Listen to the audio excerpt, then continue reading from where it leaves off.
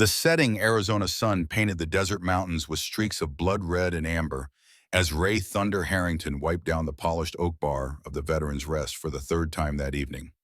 His weathered hands marked with scars earned from Vietnam to Desert Storm moved with the deliberate precision that had kept him alive through 3 tours with the SEALs. At 65, his 6-foot frame remained imposing despite the silver that had replaced the once coal black of his military crew cut. The perpetual tan of a man who'd spent most of his life outdoors had weathered into deep creases around eyes that missed nothing.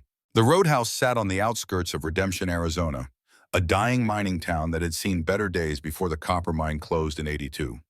What had once been a bustling community of 12,000 had dwindled to barely 3 with Main Street, now a testament to broken dreams and boarded windows. The Veterans Rest remained one of the few businesses still turning a profit, modest though it was. Ray cocked his head slightly, his ears picking up the distinctive rumble of motorcycles while they were still a mile out. Not the familiar growl of the local Harleys, but something different. Heavier modified pipes with a threatening bass note that made the shot glasses vibrate ever so slightly against their shelf. His right hand instinctively drifted beneath the bar where a Remington 870 shotgun waited secured by custom-made brackets. "Trouble coming?" asked Frank Miller, a retired ironworker nursing a beer at the corner of the bar. At 62, Frank still carried himself with the strength of a man who'd spent 4 decades shaping steel 300 feet above the ground. Ray's eyes narrowed as he gazed through the dust-streaked windows. Maybe. Sounds like 8, maybe 10 bikes. Not locals. The few patrons of the Veterans Rest, all men over 50, all with military or blue-collar backgrounds, shifted subtly in their seats, an unconscious repositioning that spoke of men who'd faced danger before and recognized its approach. No one drew weapons, but hands drifted closer to belt knives or moved away from drinks. The first motorcycle came into view, a massive black Harley with chrome skull ornaments catching the dying sunlight. The rider wore a leather cut emblazoned with a patch Ray hadn't seen in decades, a snarling wolf's head superimposed over a blood-red moon, the insignia of the Iron Wolves. 9 more bikes followed in tight formation, their riders uniformly large-bearded and emanating the predatory confidence of men who took what they wanted and answered to no one. Ray felt a cold knot form in his stomach. The Iron Wolves weren't just any motorcycle club. They were ghosts from a dark past he'd tried to leave behind. "Frank," Ray said quietly, "call Sheriff Matthews. Tell him we might have a situation." Frank nodded and slipped toward the payphone by the bathrooms, moving with deliberate casualness. The motorcycles pulled into the gravel lot, arranging themselves in a neat semicircle facing the entrance, a tactical formation that allowed each rider clear sight lines and multiple escape routes. The lead rider dismounted with fluid grace that belied his bulk. He removed his helmet to reveal a face that might have been handsome before years of hard living and harder choices had carved permanent lines of cruelty around his mouth. His beard was neatly trimmed black with streaks of silver, and his eyes held the calculating coldness of a predator. "Jack Brennan," Ray muttered under his breath, the name carrying the weight of unfinished business. The leader, Brennan, gestured to his men, and they dismounted in unison, moving with the practiced coordination of men who'd ridden together for years. They didn't enter immediately, but stood by their bikes, stretching road-stiffened muscles while surveying the surroundings with the careful assessment of hunters. When they finally moved toward the entrance, they did so in formation, Brennan at point flanked by 2 lieutenants with the others fanning out behind. The screen door banged open, and the atmosphere in the Veterans Rest shifted instantly from wary relaxation to coiled tension. Brennan paused in the doorway, letting his eyes adjust to the dimmer interior, while simultaneously establishing dominance through his imposing silhouette. At 45, he stood 6'2" with the solid build of a man who maintained his strength through discipline rather than vanity. His leather cut bore patches indicating his status as president of the Iron Wolves alongside enigmatic symbols that only initiated members would recognize. "Well, well," Brennan said, his voice a graveled rumble that carried easily across the suddenly silent room. "If it isn't Ray Thunder Harrington, last time I saw you, you were bleeding out in East Berlin." His smile never reached his eyes. "Looks like you survived after all." Ray maintained his position behind the bar, hands resting on the polished wood, relaxed but ready. "We're closed to bike clubs on Thursdays, Brennan. Town ordinance." The lie slid easily from his lips, buying time while he assessed the situation. Brennan laughed, a sound utterly devoid of humor. "Always the rule follower, Thunder. Some things never change." He approached the bar with measured steps, his boots thudding heavily on the wooden floor. Except this isn't Berlin in '78 and you're not calling the shots anymore. Just a washed-up old SEAL tending bar in a forgotten shithole. The insult hung in the air, but Ray didn't rise to the bait. His time in Force Recon, and later with the SEALs, had taught him that the first man to lose his cool usually lost everything else too. Instead, he studied the men flanking Brennan. The one to the right was younger, maybe mid-30s, with a fighter's build and the hyper-alert posture of someone who'd seen combat. The patch on his cut identified him as Rodriguez Sergeant-at-Arms. The man to Brennan's left was older, closer to 50, with calculating eyes that continuously scanned the room from behind wire-rimmed glasses. His cut named him Mills Vice President. "What brings the Iron Wolves to redemption?" Ray asked, reaching for a glass and filling it with water, a deliberate show of casualness. "Not much here for anyone these days." "Progress," Brennan replied, accepting the water with a mocking toast. "We've acquired the old Ferguson manufacturing plant on the edge of town, going to turn it into a custom motorcycle shop. Bring some jobs back to this wasteland." He drank, eyes never leaving Ray's. "Thought we should introduce ourselves to the locals, establish good relations." Ray nodded as if considering this, though every instinct screamed that Brennan was lying. The Ferguson plant had been closed for years, its massive warehouse spaces and industrial infrastructure slowly decaying under the Arizona sun. Perfect for a legitimate business, or perfect for something that needed privacy and substantial infrastructure. "Mighty considerate," Ray replied, his voice neutral. "Though Ferguson's is 15 miles outside town limits. County jurisdiction, not redemption's." A flicker of annoyance crossed Brennan's face at Ray's knowledge of the area. "We believe in being neighborly." He glanced around the bar. "Nice place you've got here. Very patriotic." The word dripped with sarcasm as he nodded toward the wall of photographs showing Ray and his former teammates in various deployments alongside folded American flags and military memorabilia. The other Iron Wolves had dispersed throughout the bar, establishing dominance over the regular patrons through positioning and subtle intimidation. The tallest one, an Asian man whose cut identified him as Chen, had positioned himself near the payphone where Frank had returned to his beer, the call to the sheriff presumably completed. "What are you really doing here, Brennan?" Ray asked, lowering his voice. "Ferguson's has been empty since '87. Nothing there but dust and rust." Brennan's smile tightened. "Let's just say we saw potential where others didn't." He leaned closer, dropping his voice to a near whisper. "You always were too smart for your own good, Thunder. Some advice: stick to serving drinks to these old-timers and stay out of our business. What happened in Berlin is ancient history, but some grudges don't die easy." Before Ray could respond, the door opened again, bringing with it a waft of cooling desert air and a momentary rectangle of fading twilight. All heads turned to see the silhouette of a woman standing in the entrance, her slender form backlit by the dying sun. Melissa Mercy Weathers stepped inside, allowing the door to swing shut behind her. At 45, she moved with the confidence of a woman who'd long since stopped caring what others thought of her appearance. Her scrubs indicated she'd come directly from her shift at the town's medical clinic, and her auburn hair was pulled back in a practical ponytail that emphasized her most striking feature: eyes of different colors. One blue, one green, they gave her an otherworldly appearance that had earned her the nickname the Alien among the more superstitious locals. "Ray," she called across the suddenly silent bar. "Mrs. Abernathy's heart medication came in. Thought I'd drop it by since it's on my way home." Her voice faltered slightly as she registered the unfamiliar bikers and the tension in the air. Brennan turned slowly, his predatory assessment of Mercy, making Ray's hand drift once again toward the shotgun beneath the bar. "Well, hello there," Brennan said, his tone shifting to something that masqueraded as charm but couldn't quite hide its underlying menace. "Don't tell me Ray here has been keeping such a beautiful woman all to himself." Mercy's mismatched eyes flicked from Brennan to Ray, reading the situation with the precision of someone who'd navigated hostile environments before. "I'm just dropping off medication," she said, her voice cool and professional, as she approached the bar, carefully maintaining distance from Brennan. Ray nodded, accepting the small paper bag she placed on the counter. "Thanks, Mercy. Mrs. Abernathy will appreciate it." His eyes conveyed a silent warning, "Be careful." Brennan stepped into Mercy's path as she turned to leave, not quite blocking her, but establishing his physical dominance through proximity. Mercy is an unusual name for an unusual lady. His eyes lingered on hers, noting their different colors. I've always found unique things fascinating. Excuse me, Mercy said, her tone neutral but firm, as she attempted to step around him. Brennan moved with her, maintaining the uncomfortable closeness. No need to rush off. Why don't you join us for a drink?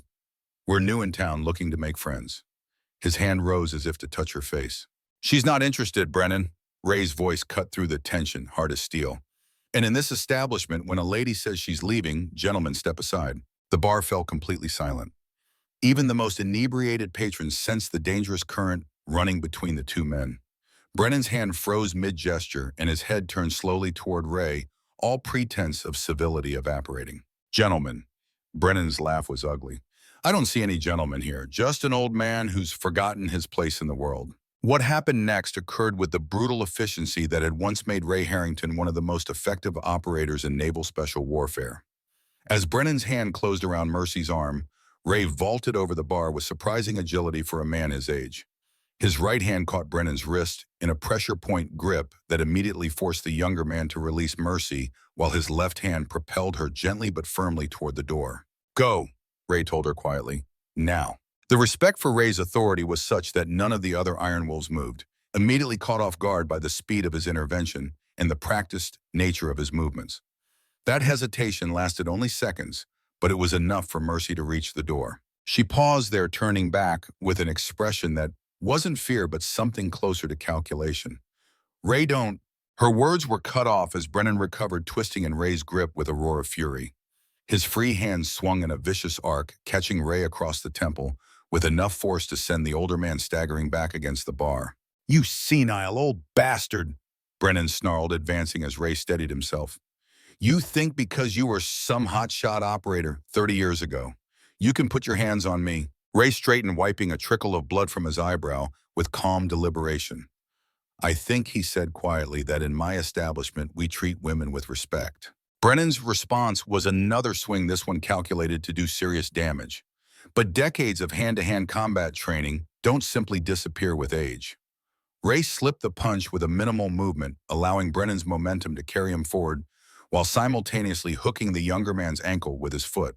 The result was Brennan sprawling across the bar in an undignified heap, sending glasses shattering to the floor. The temporary advantage wouldn't last. Ray knew he couldn't hope to defeat a man 20 years his junior in a prolonged fight, let alone 10 Iron Wolves. But it made his point. The moment of stunned silence that followed was broken by the metallic click of multiple weapons being readied. Rodriguez and Mills had drawn pistols, while the other Iron Wolves produced an assortment of knives and brass knuckles. The Veterans Rest regulars responded in kind, years of civilian life, failing to erase the combat reflexes ingrained by their military service. Enough, Mercy's voice cut through the tension with unexpected authority. She stood in the doorway, her posture transformed from the unassuming nurse to something altogether more commanding. Sheriff's car just pulled up. Anyone who doesn't want to spend the night in county lockup better put those weapons away. Now, whether it was her tone or the mention of law enforcement, the effect was immediate. Weapons disappeared as quickly as they'd emerged, though the tension remained palpable. Brennan rose slowly from the bar, his eyes murderous as he straightened his leather cut. This isn't over, Thunder, he said, voice low enough that only Ray could hear. Not by a long shot. The Iron Wolves retreated with the disciplined order of men, accustomed to tactical withdrawals, filing out past Mercy without further confrontation. Brennan was the last to leave, pausing beside her with a smile that contained nothing but malice. We'll be seeing you around, Nurse Mercy, he said, reaching out to touch her distinctive, mismatched eyes. Both of you. Ray watched through the window as the Iron Wolves mounted their bikes and roared out of the parking lot in formation just as Sheriff Matthews' ancient Crown Victoria pulled in. The timing was suspect. The sheriff's station was barely 5 minutes away, yet Frank's call had been placed at least 15 minutes ago. Everyone all right? Sheriff Matthews asked as he entered, looking more annoyed than concerned. At 52, Tom Matthews carried an extra 30 pounds around his middle and moved with the reluctance of a man counting the days to retirement. Just a misunderstanding, Ray replied, already sweeping up broken glass from behind the bar. Nothing to concern yourself with, Tom. The sheriff's eyes narrowed. Those were Iron Wolves, Ray. They don't have misunderstandings, they have casualties. He looked around the bar, noting the tense postures of the patrons. What are they doing in redemption? Claiming they've bought Ferguson's, Ray answered. Say they're opening a custom motorcycle shop. Matthews snorted. Yeah, and I'm opening a ballet studio. He shook his head. Whatever they're really up to, keep your nose out of it. Those aren't your garden variety outlaws. They've got connections all the way to California and Mexico. Ray nodded noncommittally, though both men knew he had no intention of staying uninvolved. Not with the Iron Wolves setting up shop 15 miles away. As the sheriff left promising increased patrols, Ray noticed Mercy hadn't departed with him. Instead, she'd moved to the far end of the bar away from the remaining patrons and was studying her watch with unusual intensity. Ray approached, sliding a glass of water across the bar to her. You should head home, Mercy. It's not safe to be associated with me right now. She looked up, her mismatched eyes holding an expression he couldn't quite interpret. I think you're the one who's not safe, Ray. Her voice had changed slightly, the local Arizona accent giving way to something crisper, more precise. Brennan recognized you, and that wasn't coincidence. They came here looking for you specifically. Ray stilled, studying her with renewed attention. How would you know that? Instead of answering directly, Mercy glanced at her watch again. You still have the Remington 870 under the bar and the M1911 in the small of your back. At his startled expression, she continued, and the KA bar strapped to your ankle. Old habits from your SEAL days, right? The background noise of the bar seemed to fade as Ray focused entirely on the woman before him, a woman he'd known for 5 years as Redemption's dedicated nurse, but who was suddenly revealing knowledge she shouldn't possess.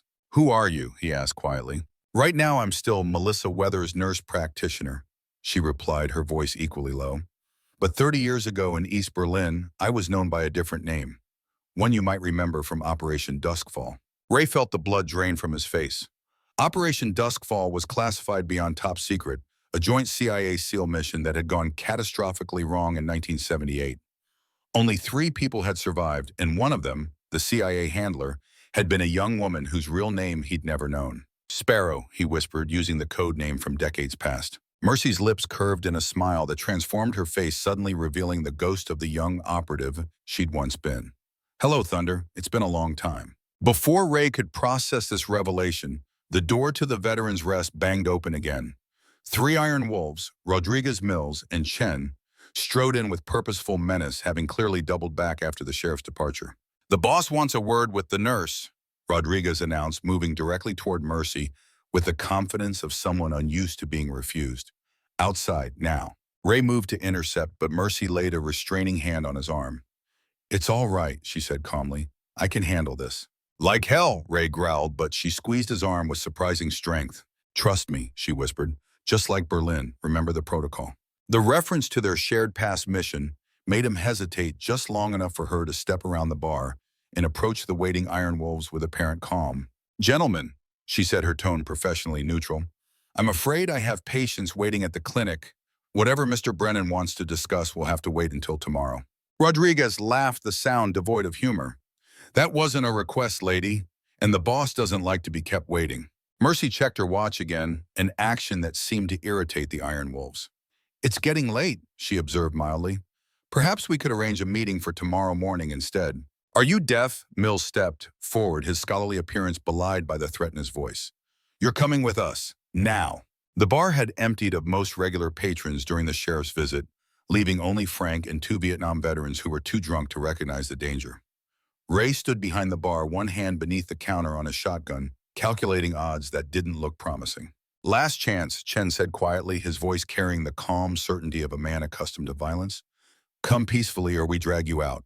The boss just wants a conversation about what you might have overheard earlier. Mercy's expression remained unnervingly calm as she glanced one final time at her watch. I'm afraid I really must decline, she said, then added with strange emphasis. 3 minutes is simply too long to keep my other appointment waiting. Something in her tone made Ray's combat instincts fire a warning. The specific time reference, the subtle shift in her posture. This wasn't a random comment, but a coded message. He'd seen this behavior before in operators waiting for extraction or reinforcements. The Iron Wolves had evidently exhausted their patience. Rodriguez reached for Mercy's arm with the casual brutality of a man used to taking what he wanted. Enough talking. The slap echoed through the bar like a gunshot, Mercy's head snapping sideways from the force of Rodriguez's backhand. A thin line of blood appeared at the corner of her mouth, bright red against her pale skin. The violence was sudden, shocking in its casualness. What happened next shocked everyone even more. Instead of crumpling or crying out mercy, straightened slowly, dabbing the blood with her fingertip. She examined the red stain with clinical detachment, as though analyzing a lab sample rather than her own injury. That, she said quietly, was extremely unwise. There was something unnerving about her calm, about the way her mismatched eyes held no fear whatsoever. Even the Iron Wolves seemed momentarily disconcerted. "You think that hurt?" Rodriguez sneered, recovering his bravado. "That was just to get your attention. Next one's gonna leave a mark." He raised his hand again. Ray vaulted over the bar, shotgun in hand, but before he could intervene, the door burst open once more. This time it wasn't the sheriff who stood silhouetted against the fading twilight. The man who filled the door frame stood well over 6 feet tall, his massive shoulders straining the seams of a leather motorcycle jacket worn with the patina of decades on the road. Silver hair hung in a neat ponytail down his back, and a full white beard framed a face weathered by sun and wind into a relief map of experience. Despite his obvious age, somewhere north of 70, he carried himself with the lethal grace of a predator. Behind him stood two more men of similar vintage, each bearing the unmistakable presence of warriors who'd seen more battles than most men could imagine. All three wore leather cuts bearing a distinctive patch, a golden eagle soaring over a desert landscape with the words "Desert Eagles MC" arched above. The Iron Wolves froze recognition flickering across their faces, not of the individuals, but of what they represented. The Desert Eagles weren't just any motorcycle club. They were legends, ghosts from the wild days of the 1970s when motorcycle clubs still operated beyond the reach of law enforcement. "Problem here, Maya?"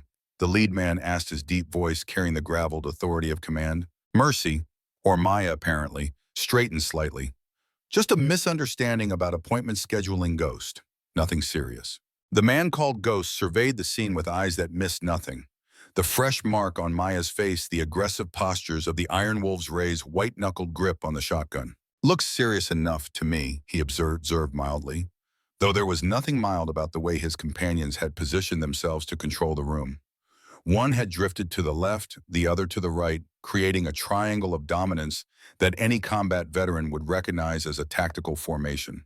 Rodriguez, apparently too young or too arrogant to recognize the danger, stepped forward. "This doesn't concern you, old man. Take your geriatric friends and ride on out of here." Ghost's smile never reached his eyes. "Son, the day I take orders from a club prospect with wet ink on his patches is the day they put me in the ground." He glanced at the sergeant at arms patch on Rodriguez's cut. "Though I'm curious how you made sergeant without learning proper respect. Standards must be slipping in the Iron Wolves." Mills placed a cautioning hand on Rodriguez's arm, his eyes never leaving the newcomers. Unlike his younger colleague, he clearly recognized the threat they represented. "We're just having a conversation with the nurse," Mills said carefully. "Club business, nothing that need concern Desert Eagles." Ghost nodded as though considering this. "Thing is," he replied conversationally, "the lady works for us. So your club business became our business the moment you put hands on her." This revelation landed like a stone in still water, ripples of implication spreading outward. Ray looked at Mercy, Maya, with new understanding. The Desert Eagles had been rumored to be more than a motorcycle club, whispers, suggesting they worked with government agencies on operations too sensitive for official channels. "I believe there's been a misunderstanding," Chen said smoothly, stepping forward with both hands visible in a placating gesture. Of the three Iron Wolves, he alone seemed to grasp the full gravity of their situation. "We'll be on our way, no harm done." Ghost's eyes flicked to Maya's bruised face, then back to Chen. "Seems like harm's already been done, wouldn't you say?"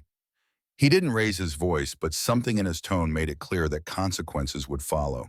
The tension in the bar had reached critical mass, balanced on a knife's edge between violence and uneasy retreat. Ray maintained his position behind the bar, shotgun ready, but not aimed directly at anyone. A delicate balance between show of force and direct threat. The impasse was broken by the distinctive chirp of a pager. Maya reached into her pocket and checked the small device, then looked up with an expression of professional urgency. "We have a situation at the North property," she announced, addressing Ghost directly. "Echo protocol initiated." The coded message produced an immediate response. Ghost nodded once sharply. "Confirmed. Withdraw and regroup at Nest." Without another word, Maya walked calmly toward the door, passing between the Iron Wolves as though they were of no more concern than bar furniture. The Desert Eagles parted to let her through, then closed ranks behind her protectively. "This conversation isn't finished. Ghost informed the Iron Wolves, his tone making it clear that what followed would be on his terms, not theirs. But it's postponed. I suggest you use the time wisely to reconsider your approach. With that, the Desert Eagles backed out of the barn with practiced coordination, never turning their backs on potential threats. The rumble of motorcycles moments later confirmed their departure alongside Maya. The Iron Wolves stood in stunned silence, the swift reversal of their dominant position, leaving them momentarily unbalanced. Ray watched them carefully, recognizing the dangerous moment when wounded pride sought immediate restoration through violence. Tell Brennan, Ray said into the tense silence, that he's playing with fire.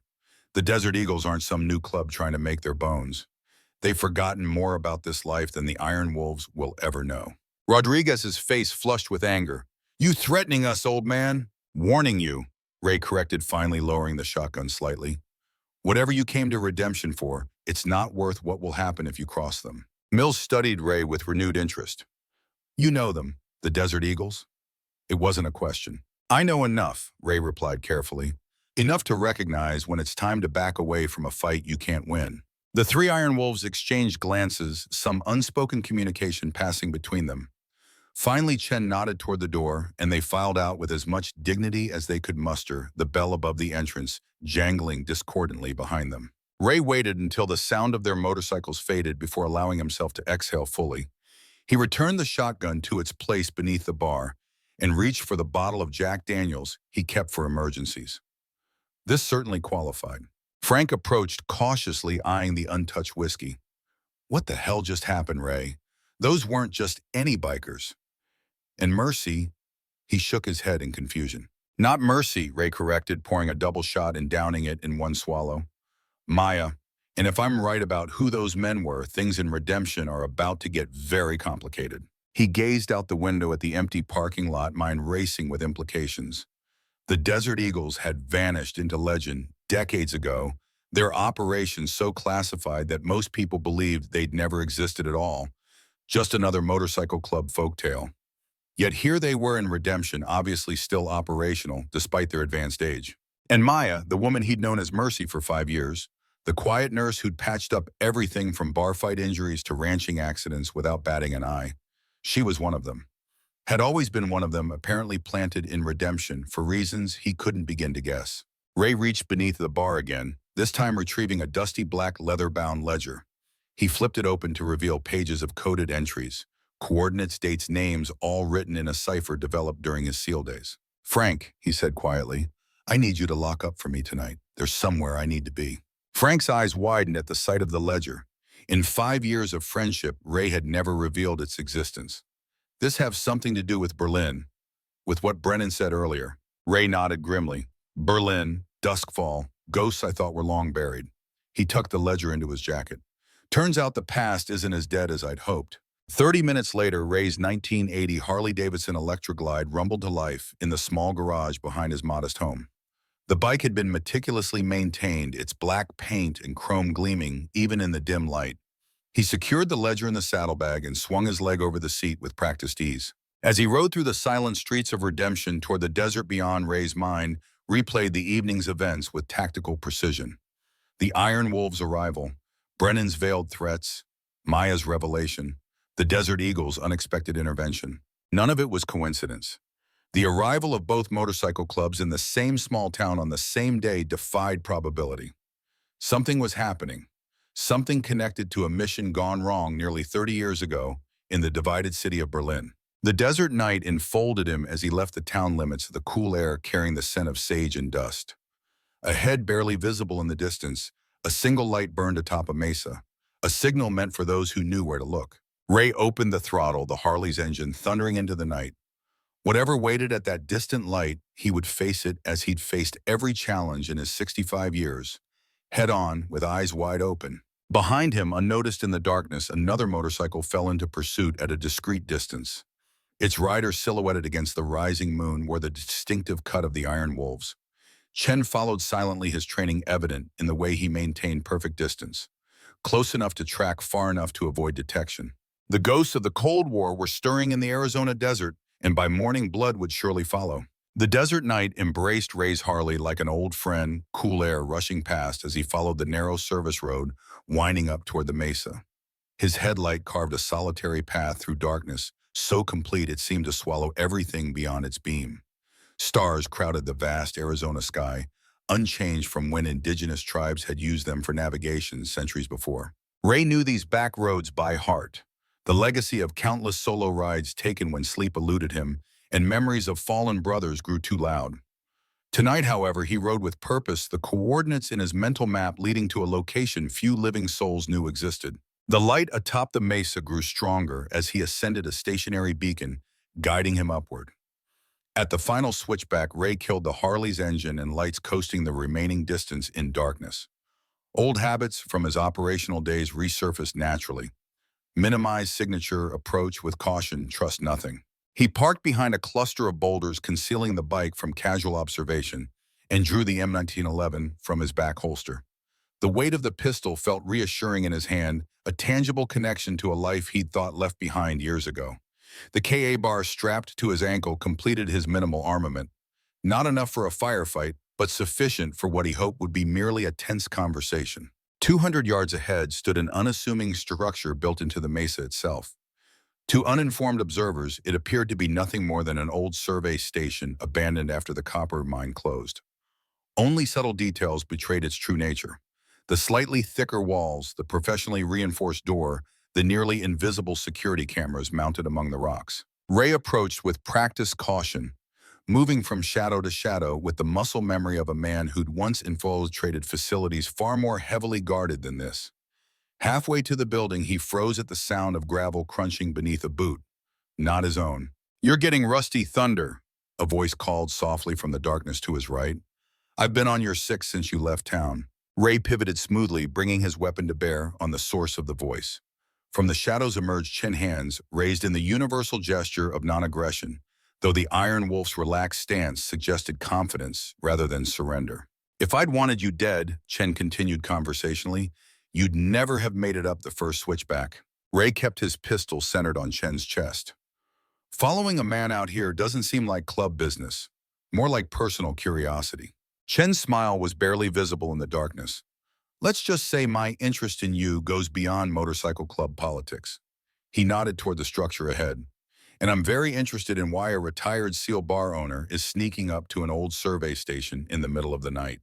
"Go back to Brennan," Ray advised, not lowering his weapon. "Tell him whatever you came to find out you couldn't discover."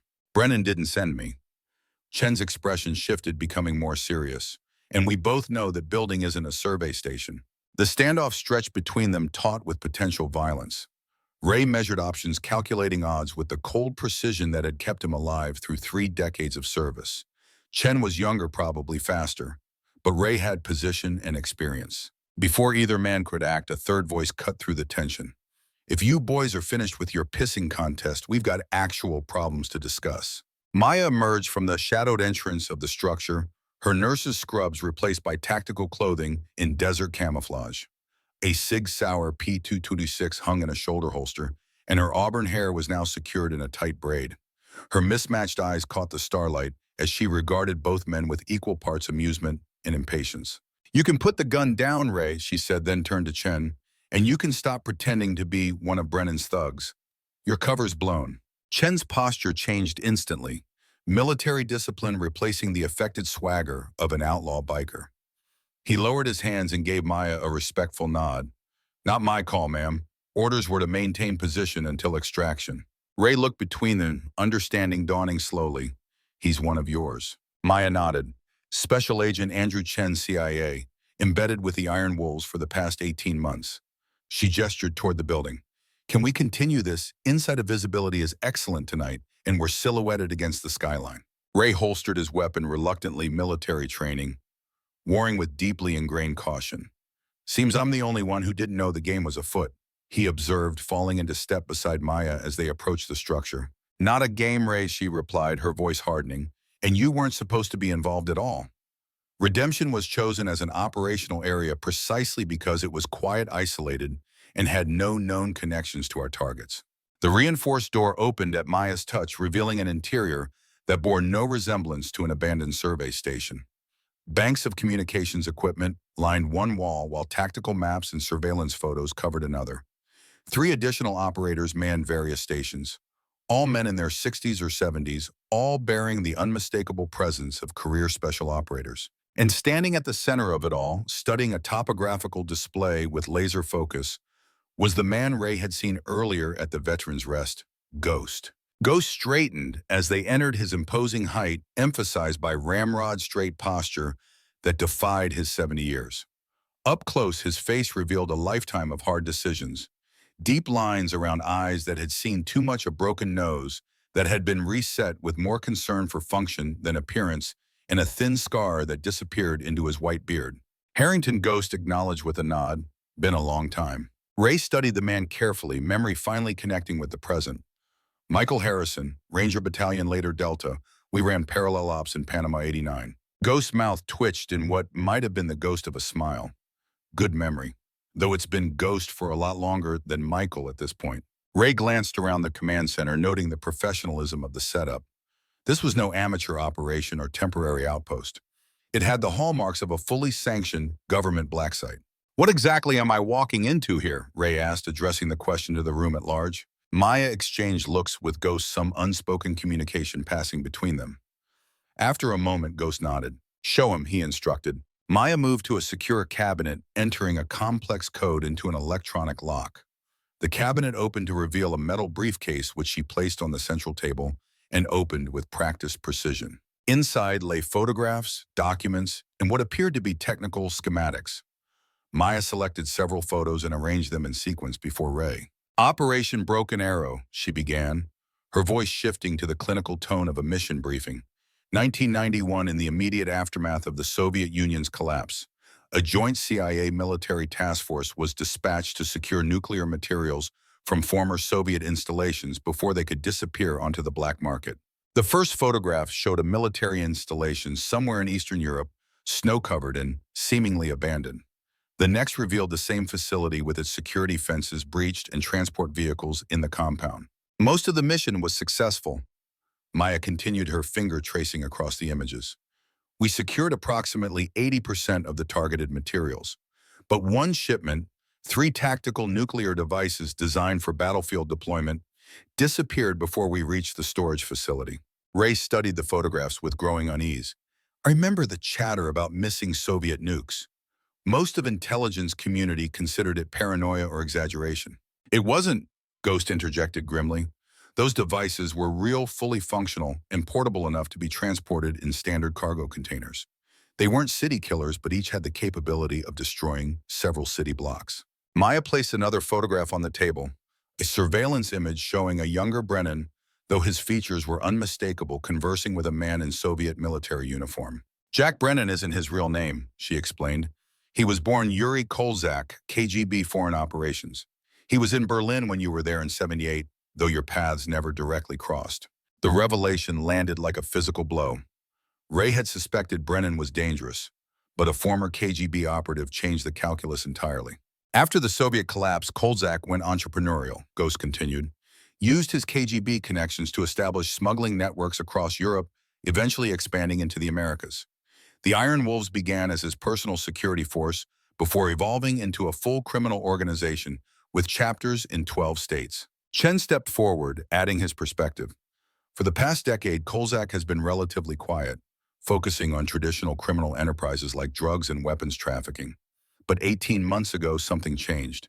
He began reaching out to old Soviet contacts, particularly those with expertise in nuclear materials handling." Ray connected the dots with cold certainty. "The missing tactical nukes, you think he's got them?" "We know he does," Maya corrected, placing a final photograph on the table. The image, dated just 3 weeks earlier, showed shipping containers being unloaded at a private airfield. This was taken near Ciudad Juarez. Intelligence confirms those containers were then transported across the border and are now somewhere within a 200-mile radius of redemption. The implications settled like lead in Ray's stomach. "And you think they're at the Ferguson plant?" "We know they are," Ghost confirmed. "Chen's surveillance confirmed it 2 days ago. What we don't know is what Kolzak plans to do with them after 3 decades of storage." Ray processed this information with the calm assessment of a veteran operator. Why not just call in the military? Hell, one Ranger platoon could secure that facility in under an hour. Maya's expression hardened. "Politics. The nuclear devices were never officially acknowledged as missing. Admitting their existence now would create an international incident and raise questions about what else might have disappeared during those chaotic years. So instead, they send in a team of geriatric operators to handle a nuclear threat, Ray observed dryly. No offense intended. Ghost's laugh was genuine this time. None taken. Desert Eagles was reactivated specifically for this mission precisely because we're deniable. If we succeed, the threat is neutralized quietly. If we fail, he shrugged. Just some old bikers who got in over their heads. Ray studied the assembled team with new respect. The men he'd initially taken for aging bikers were actually a highly specialized Black Ops unit brought out of retirement for one final critical mission. Where do I fit into this? He asked finally. Maya and Ghost exchanged another look before she answered. You weren't supposed to fit at all. Your presence in Redemption was a coincidence that became complicated when Kolzak recognized you from Berlin. But now that you're involved, Ghost added, we could use another experienced operator, especially one with intimate knowledge of the area. Ray considered the offer carefully. At 65, he'd thought his days of serving country were long behind him. The quiet life he'd built in Redemption had been hard-earned, a peaceful harbor after decades of storm. And yet, these nukes, he said slowly, what's the yield? 5 kilotons each, Maya replied without hesitation. Enough to turn Redemption and everything within 10 miles into a crater. The decision crystallized with that answer. Whatever peace Ray had found in his retirement, it wouldn't mean much if Kolzak succeeded in whatever he was planning. I'm in, he said, simply, but I want full disclosure. No compartmentalization, no need-to-know bullshit. I'm too old to go in blind. Ghost nodded, satisfaction evident in his expression. Wouldn't have it any other way. He turned to the tactical map on the wall. Let's bring you up to speed. For the next hour, Ray absorbed information about the operation with the focused attention of a professional. The Desert Eagles, officially designated Task Force Omega for this mission, had been tracking Kolzak for months following a complex trail of shell companies, front organizations, and criminal connections that had ultimately led to Redemption. Their team consisted of 8 operators, all former special forces from various branches, each selected for specific expertise. Ghost handled overall command. His seconds, Hawk and Bear, whom Ray had seen at the bar, specialized in air operations and explosives respectively. The others brought skills in communications, medical support, and direct action.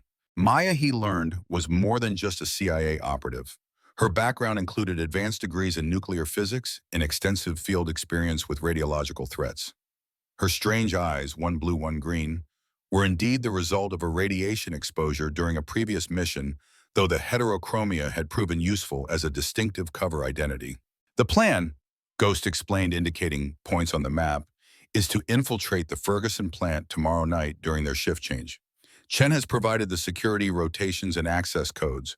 We'll locate and secure the nuclear devices, then signal for extraction via our support team at Davis-Monthan Air Force Base. Ray studied the tactical overlay, his experienced eye noting potential weaknesses. Perimeter security. 12 men on rotating patrols, Chen provided. Former military, most with combat experience in Iraq or Afghanistan. Additionally, there's an inner security team of 6 men who guard the main warehouse, where we believe the devices are stored. Armed. Standard security loadout. Glock 19s, some shotguns for the perimeter team. The inner team carries more substantial hardware, MP5s and body armor. Ray traced possible infiltration routes on the map. What about this drainage canal? Does it still connect to the main facility? Ghost raised an eyebrow, impressed. You know the plant well. Worked there one summer during college, Ray explained. Before Vietnam called my number. The drainage system was designed to handle flash floods from the mountains. Tunnels large enough for a man to walk through standing upright. Maya immediately adjusted the tactical display, zooming in on the area Ray indicated. That could work. Satellite imagery shows the drainage system is still intact, though we hadn't considered it as an entry point. The planning continued with renewed energy. Ray's local knowledge providing insights that satellite surveillance and intelligence reports couldn't capture. The hours passed in a blur of tactical discussion, contingency planning, and equipment preparation. As dawn approached, the team took a brief rest, each finding a corner of the facility to catch whatever sleep was possible before the operation. Ray found himself beside Maya in the small kitchen area, both nursing cups of coffee that smelled considerably better than what he served at the Veterans Rest. You should have told me, he said quietly, breaking the companionable silence. 5 years in redemption and never a hint that you were anything but a dedicated nurse. Maya's mismatched eyes studied him over the rim of her cup. That was the point of deep cover, Ray. Even you weren't supposed to know. She hesitated. Though for what it's worth, the nursing skills are genuine. I worked emergency medicine before the agency recruited me. Ray nodded, accepting this glimpse into her true background. And the alien nickname was that plan too. For the first time, Maya looked slightly uncomfortable. Not initially, but when people started commenting on my eyes, it provided a useful cover. No one looks too deeply at the weird woman with the mismatched eyes. They're too busy focusing on the obvious oddity to notice anything else out of place. Smart, Ray acknowledged, though I'm still trying to reconcile the quiet nurse with... He gestured around the tactical operations center. With this? Maya smiled slightly. We all have our covers, Ray. You're the gruff bar owner with a military past. I'm the odd-eyed nurse. Ghost is the aging biker chief. We show the world what it expects to see while keeping the rest hidden. The truth of her words resonated deeply. Ray had constructed his post-military identity, carefully revealing only what was necessary for acceptance and redemption. The decorated SEAL had become simply a veteran who'd served his country, the specifics of that service buried beneath layers of classified operations and deliberate omissions. Get some rest, Maya advised, rising from her seat. Tonight's operation will require everyone at full capacity. Ray nodded, though he doubted sleep would come easily with the weight of their mission pressing down. As Maya walked away, he found himself studying her with new eyes, seeing not just the woman he'd known for 5 years, but the layers beneath the dedicated operative, the scientific mind, the warrior spirit hidden behind a healer's facade. Before he could follow her advice, however, an urgent call came from the communication station. Movement at the Ferguson plant, reported the comms specialist, a former Green Beret with a salt and pepper beard. Satellite shows multiple vehicles arriving, not the usual security shift. The team reassembled instantly, operational planning replacing any thought of rest. On the main display, satellite imagery showed a convoy of SUVs and trucks entering the Ferguson facility. That's not scheduled, Chen confirmed, studying the footage with narrowed eyes. This is outside routine operations. Ghost's expression darkened as he assessed the new development. They're accelerating the timeline. Whatever Kolzak is planning, it's happening sooner than we anticipated. Maya was already analyzing the vehicle types and patterns. Those trucks have reinforced suspensions, designed for heavy loads.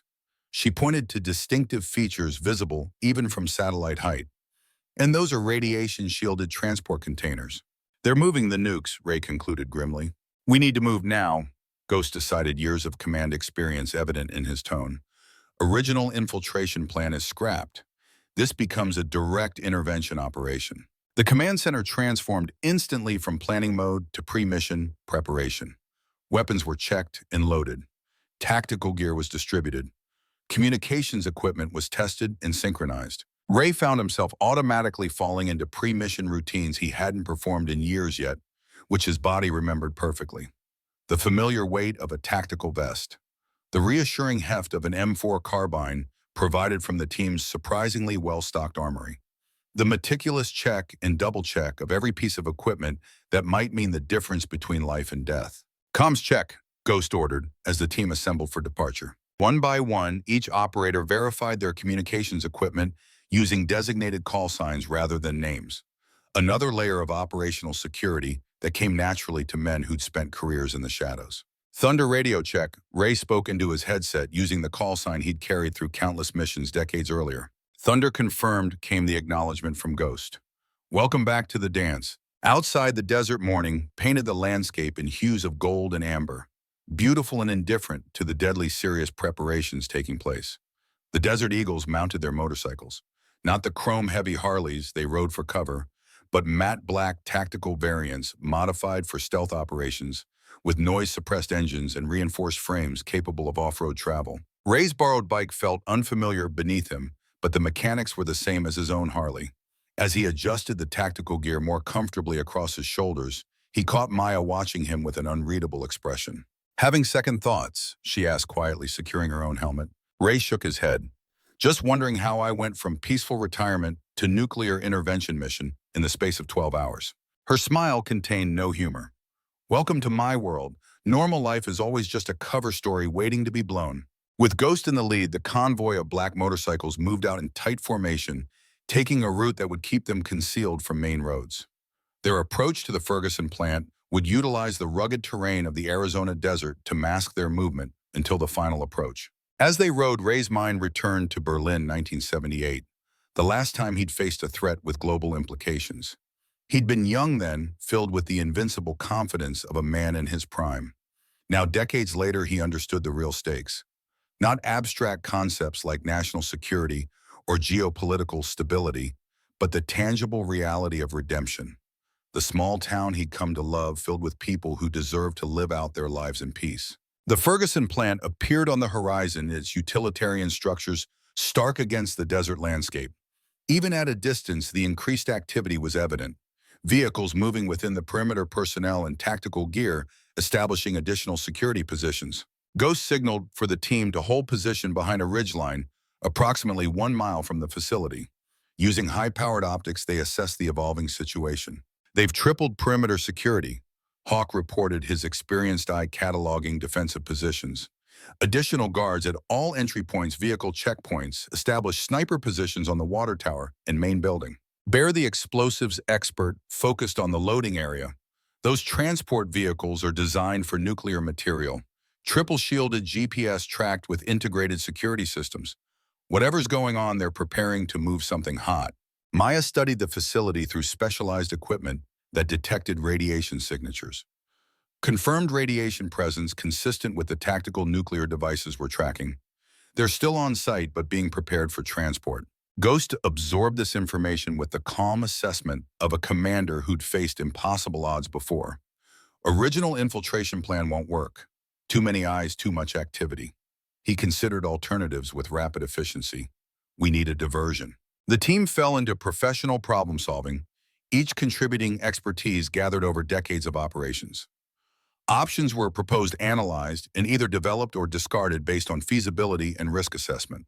What about coming in as Iron Wolves? Ray suggested, drawing everyone's attention. Chen has the patches, knows the protocols. I'd bet my life Kolzak has some of his men inside coordinating security. Ghost considered this approach. Possible but risky. If they're using authentication measures beyond visual identification. They're not, Chen interjected confidently. Iron Wolves operate on personal recognition and minimal paperwork. It's one of their operational security measures. Nothing written down that could be used as evidence. Maya nodded slowly. It could work, but we'd need proper cut spikes that match Iron Wolves' standards and a convincing story for why we're there. I can handle the story, Chen offered. As far as most of the organization knows, I'm Kolzak's trusted lieutenant. I could claim I'm bringing in specialists for the transportation phase. Ghost weighed the proposal against alternatives, his expression revealing the mental calculations of risk versus reward. It's our best option, he concluded finally, but we'll need a backup plan for when, not if, things go sideways. The revised operation took shape with the rapid efficiency of experienced operators. 3 team members, including Ray and Chen, would approach directly as Iron Wolves, while Ghost led the remainder of the force in a flanking maneuver to establish support positions. As they prepared, Ghost pulled Ray aside, his voice pitched low enough that only they could hear. There's something you should know before we go in. Ray recognized the tone. It was the voice commanders used when delivering information that might compromise an operator's focus. What am I missing? Ghost's weathered face revealed a rare moment of hesitation. Maya's involvement in this operation isn't just professional, it's personal. Explain, Ray said simply. The nuclear devices we're tracking disappeared during a mission Maya commanded. Her team was ambushed, 3 operators killed. She survived, but spent 6 months in a specialized medical facility recovering from radiation exposure. That's when her eyes changed color. Ray processed this new information carefully. And Kolzak, he was responsible for the ambush, ordered the execution of Maya's wounded team members personally. Ghost's expression hardened. She's been hunting him ever since. The revelation cast Maya's dedication to the mission in a new light. What Ray had taken for professional focus was something deeper. A personal vendetta wrapped in operational necessity. You think she'll compromise the mission for revenge? Ray stated rather than asked. Ghost shook his head. Maya's too good an operator for that, but she may take risks I wouldn't authorize if it means getting to Kolzak. He fixed Ray with an intense gaze. I need someone watching her 6 who understands the difference between necessary risks and vendetta. You want me to stop her if she goes off mission? I want you to keep her alive, Ghost corrected, even if that means letting Kolzak walk. Ray nodded, accepting the implicit secondary mission. In his SEAL days, he'd sometimes carried conflicting orders, the official objective and the unspoken priority known only to select team members. This felt familiar, if uncomfortable.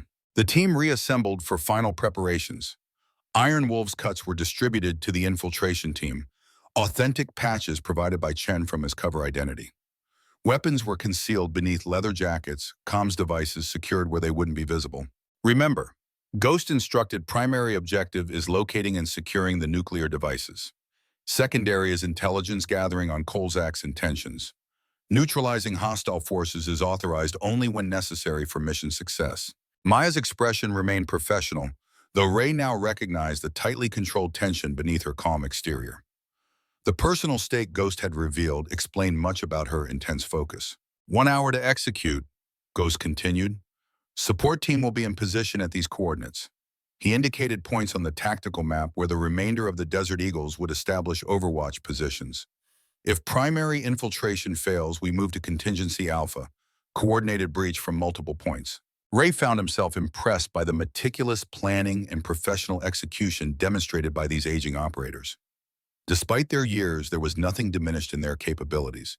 Experience had compensated for whatever physical prime they might have lost. As the team made final preparations, Maya approached Ray.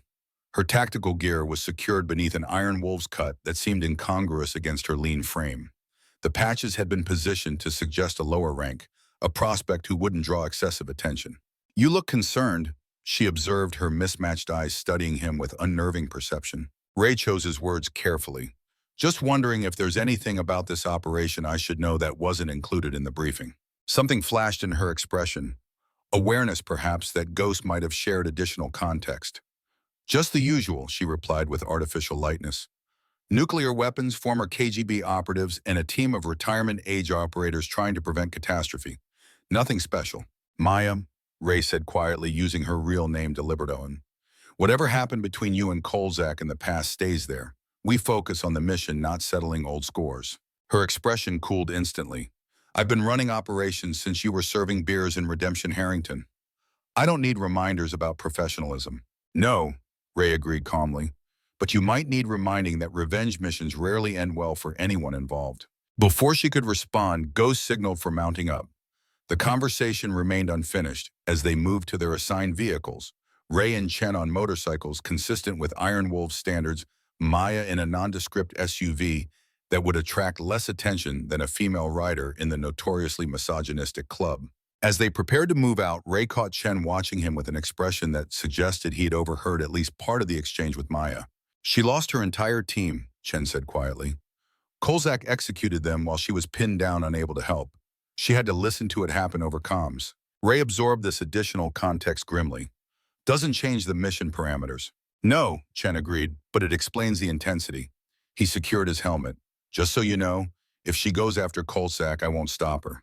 With that concerning declaration, they moved out the infiltration team, advancing toward the Ferguson plant, while Ghost contingents circled to their support positions. The morning sun climbed higher in the Arizona sky, promising another scorching day in the desert. As they approached the first security checkpoint, Ray settled into the operational mindset that had carried him through countless missions, focused, alert, ready to adapt to whatever came next. The weight of the M4 concealed beneath his cut was reassuring, as was the knowledge that 7 experienced operators had their backs. The guard at the checkpoint raised a hand signaling them to stop. Chen took the lead, his body language transforming into the aggressive swagger of an Iron Wolf's officer. Ray and the third infiltrator, a former Delta operator who'd been introduced only by his call sign Shadow, flanked him with the practiced formation of enforcers ready to back their superior's play. "Rodriguez," Chen greeted the guard with calculated familiarity. "Brennan sent us to oversee the transport preparations. These two are specialists from the Nevada chapter." The guard, evidently the same Rodriguez from the confrontation at the Veterans Rest, studied them with suspicion. Wasn't informed about additional personnel. Chen's laugh carried just the right note of condescension. "Since when does Brennan inform security about his decisions? You questioning his judgment now?" The calculated challenge worked exactly as intended. Rodriguez stiffened, then shook his head quickly. No, sir, just following protocols. Good man. Chen approved his tone, making it clear that Rodriguez had narrowly avoided trouble. Now, where are the packages being prepped? Rodriguez pointed toward the main warehouse. Building 3. Mills is overseeing the loading personally. Chen nodded as if this was expected information. We'll head there now. Brennan wants a full status report within the hour. The guard stepped aside, allowing them through with the deference due to higher-ranking club members. As they passed, Ray noted additional security measures that hadn't been visible from their observation position. Motion sensors along the perimeter, cameras with overlapping fields of view, and what appeared to be signal jammers mounted on utility poles. They're expecting trouble, he observed quietly once they were out of earshot. Chen nodded minutely. Kolzak's paranoid by nature. After decades in the KGB, he sees threats everywhere. In this case, Shadow added wryly, he's right to be concerned. They proceeded toward Building 3, maintaining the confident stride of men with legitimate business and authority. The Iron Wolves patches on their cuts served as all the identification needed within the compound, a testament to the club's insularity and strict hierarchy. As they approached the main warehouse, Ray took careful note of security positioning, exit routes, and potential choke points, habits ingrained through decades of operations in hostile territory. The building itself was large enough to accommodate several semi-trucks with loading docks on one side and reinforced doors suggesting substantial security measures. 2 guards stood at the main entrance, both wearing Iron Wolves cuts with patches indicating lower ranks. They straightened as Chen approached, offering the respect due to a higher-ranking member. Brennan sent us to check on the transport preparations, Chen explained using the same cover story that had worked at the perimeter. The guards exchanged glances, a moment of hesitation that raised Ray's internal threat assessment instantly. Brennan's inside, one guard finally replied, said no one else was to be admitted until he gives the all clear. Chen's expression darkened with calculated menace. You questioning my authority, prospect? I've been handling Brennan's business since before you patched in. The intimidation tactic that had worked on Rodriguez proved less effective with these guards. The larger of the two shook his head apologetically but firmly. Direct orders, sir. Brennan said he'd have our cuts if anyone entered without his explicit permission. Chen maintained his role, perfectly displaying the controlled anger of a lieutenant whose authority was being challenged. Fine, radio him. Tell him Chen is here with the technical specialist he requested from Nevada. The guard complied, speaking quietly into a radio while maintaining eye contact with Chen. After a moment, he nodded. You're cleared to enter. Brennan says to come directly to the loading area. As the doors opened, Ray felt the familiar tightening in his gut that always preceded combat, the body's recognition of danger before the conscious mind processed all the warning signs. Something about the guard's demeanor, the too easy resolution of the confrontation, suggested they were walking into more than they anticipated. The cavernous interior of Building 3 had been transformed from an abandoned manufacturing space into a high-tech operations center. Workstations lined the walls, staffed by technicians monitoring equipment whose purpose Ray could only guess at. In the center of the space stood 3 cylindrical containers, each approximately the size of a large refrigerator, with radiation warning symbols clearly visible on their exteriors. And supervising it all, directing workers with the confident authority of a man accustomed to absolute obedience, was Jack Brennan, or Yuri Kolzak, as Ray now knew him to be. Kolzak turned as they entered, his expression shifting from focused concentration to predatory satisfaction as he recognized Ray beneath the Iron Wolf's cut. Well, he said, switching instantly to fluent Russian, it seems our American friends have finally decided to join us. How thoughtful of them to deliver themselves so conveniently. The trap had been sprung, and they had walked directly into it. Around the warehouse, workers abandoned their tasks, revealing themselves as armed security personnel as they drew weapons and established a circle of firepower from which there appeared to be no escape. Clever, Chen acknowledged, dropping the pretense of his cover identity as armed men moved to surround them. How long have you known? Kolzak smiled coldly. About you, Agent Chen. Almost from the beginning. Your Russian was too perfect, your knowledge of Soviet military history too detailed. He turned his attention to Ray. And you, Thunder Harrington, I knew the moment I saw you in that pathetic bar. Some faces one doesn't forget, especially when they belong to men who've interfered with one's operations before. Ray's mind raced through tactical options, each looking bleaker than the last. They were outnumbered at least 10-1 with no clear path to the exit, and their weapons still concealed beneath their cuts. And where is the lovely Maya Volkov? Kolzak continued, glancing around theatrically. I was so looking forward to finishing our business from Chernobyl. Such a pity about her team. They died bravely, I'll give them that. The taunt was calculated to provoke, designed to draw Maya into revealing herself if she were present. Ray maintained an impassive expression, giving away nothing. No matter, Kolzak shrugged. We'll find her soon enough. The Desert Eagles aren't exactly inconspicuous, even with their tactical modifications. He gestured to his men. Secure them. We'll deal with them after the devices are loaded. As armed men moved forward to disarm them, Ray caught Chen's eye, a lifetime of operational experience, allowing silent communication. The almost imperceptible nod confirmed what Ray already knew. They were proceeding to contingency planning, which meant that in approximately 30 seconds, all hell would break loose. The seconds stretched like taut wire as Ray stood surrounded by armed men in the cavernous warehouse. His mind cataloging options with the cold efficiency of a veteran operator. 18 hostiles, visible unknown number in adjacent rooms, 4 possible exit points, all currently blocked. The weight of the concealed M4 beneath his cut felt simultaneously reassuring and useless. Drawing it now would trigger immediate response fire. Beside him, Chen maintained the relaxed posture of a man unconcerned by his circumstances. Though Ray recognized the subtle shift in weight distribution that indicated readiness for explosive action. Shadow on his left had positioned himself precisely 3 steps from a stack of metal containers that could provide temporary cover. You know what fascinates me most about Americans? Kolzak mused, circling them with predatory satisfaction. Your persistent belief in happy endings, that good triumphs over evil that the hero rides off into the sunset. His smile revealed nothing but contempt. Such childish fantasy. Says the man who spent his life serving a failed empire, Ray replied evenly, deliberately drawing Kolzak's attention to himself. Each second of conversation was another second for Ghost and his team to execute the contingency plan. Anger flashed across Kolzak's face before he mastered it. The Soviet Union may have fallen, but its lessons endure. Chief among them, power respects only power. He gestured toward the 3 cylindrical containers.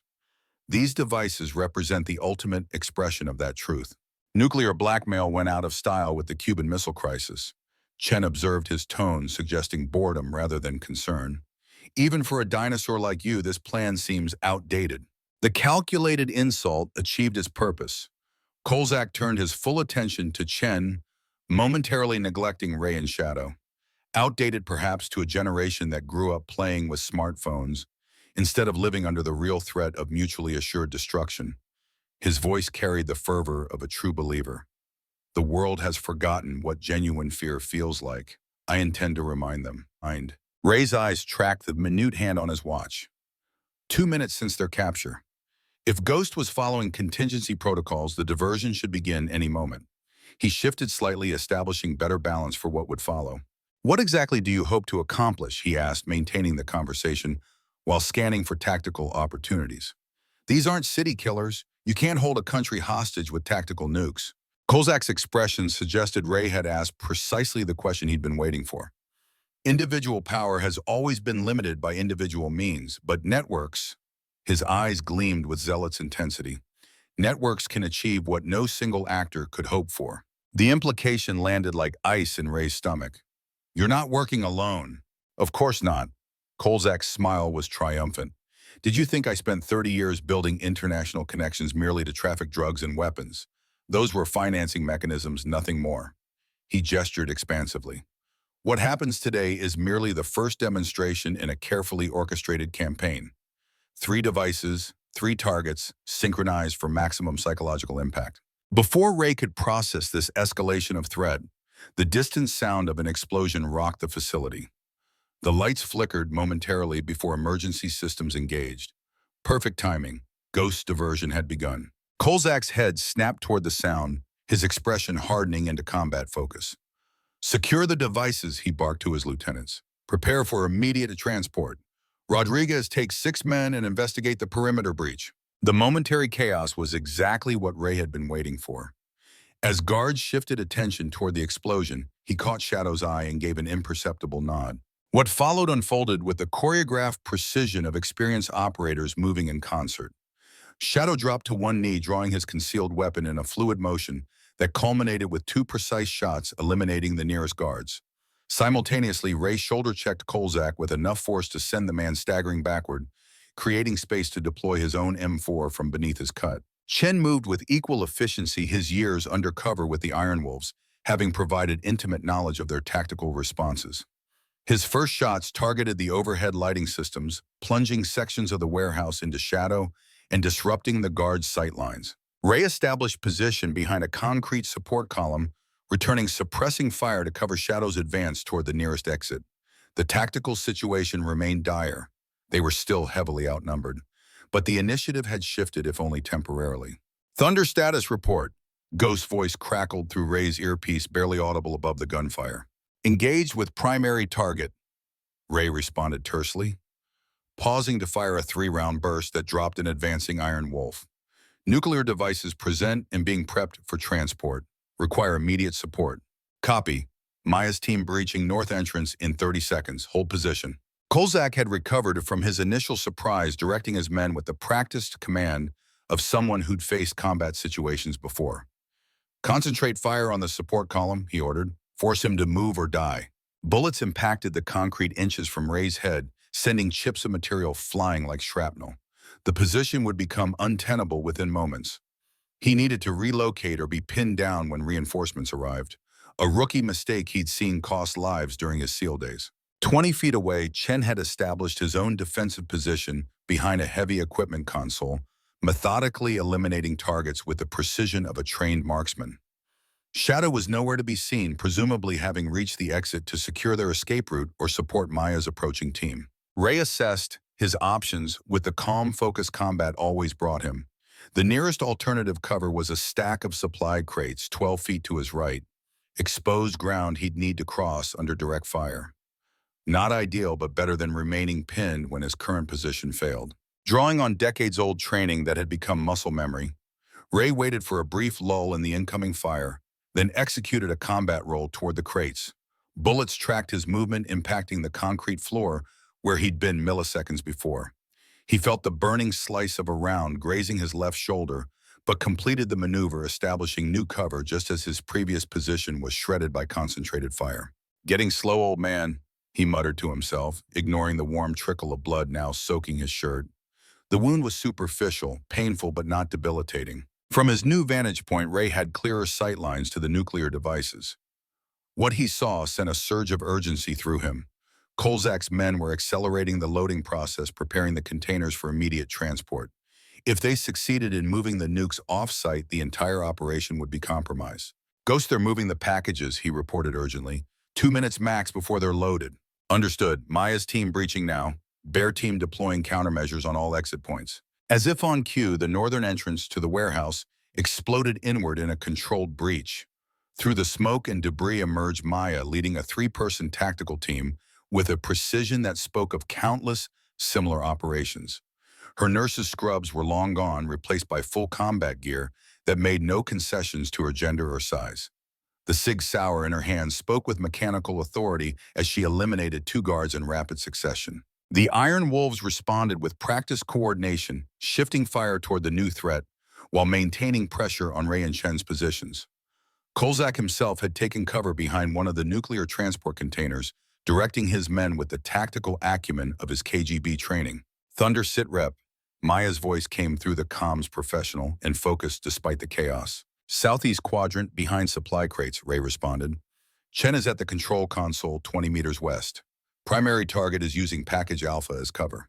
Copy. Hold position. We're moving to secure the packages. Ray provided covering fire as Maya's team executed a leapfrog advance across the warehouse floor, each operator protecting the other's movement in a synchronized dance of combat maneuvers. Despite their age, none younger than 60, they moved with the practiced efficiency that experience provided. What they might have lost in raw speed or strength, they more than compensated for in tactical awareness and precision. The firefight intensified as additional Desert Eagles breached through secondary entrances. Ghost himself appeared at the western door carrying a weapon Ray hadn't seen outside military special operations, a modified Mk-17 Scar-H that spoke with distinctive authority when Ghost engaged targets on the warehouse's upper gantry. For a brief moment, Ray allowed himself to appreciate the professional beauty of watching elite operators work in concert. These men and women, all considered too old for conventional service, moved with a synchronicity that came only from decades of shared experience and absolute trust in one another's capabilities. That moment of appreciation ended abruptly as Kolzak emerged from behind the transport container, a remote detonator visible in his left hand. "Stop!" he commanded, his voice cutting through the gunfire with authority that froze combat instincts on both sides. "This ends now or we all end now." The warehouse fell into uneasy silence as operators and Iron Wolves alike recognized the implication of the device in Kolzak's hand. "Each container has fail-safe charges," Kolzak explained with the calm of a man holding all the cards. "Dead man's switch. I release this button, we all experience nuclear fire firsthand." His smile held no humor.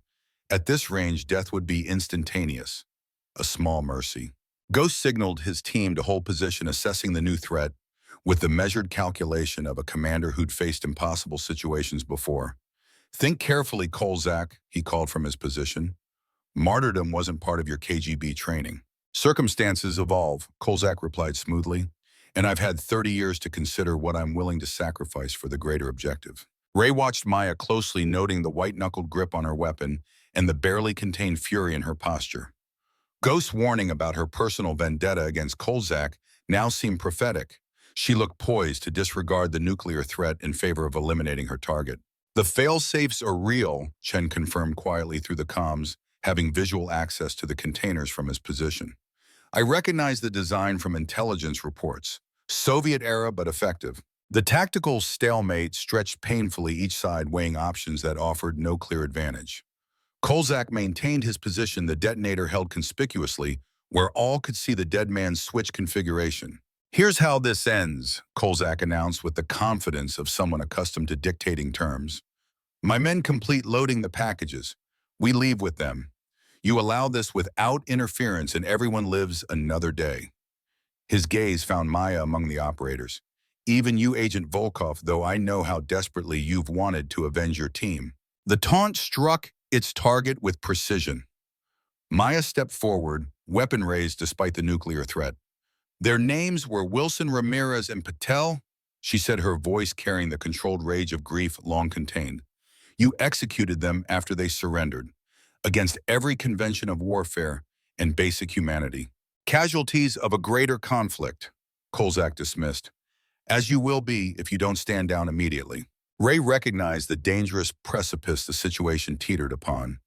If Maya acted on her personal vendetta now, the consequences would be catastrophic, not just for everyone present, but potentially for civilian populations if the fail-safes detonated the nuclear material. "Maya," he said quietly into the comms using their private channel, "remember Berlin, Protocol Whiskey." The reference to their shared past momentarily broke through her focus on Kolzak. Her eyes flicked toward Ray, recognition dawning slowly. Protocol Whiskey had been their code for situations requiring strategic surrender to enable future countermeasures, appearing to lose in order to ultimately win. The momentary hesitation was enough. Ghost reinforced the message with command authority. "All teams stand down.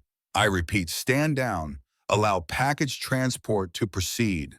Desert Eagle's operators lowered their weapons with obvious reluctance, combat instincts warring with tactical necessity.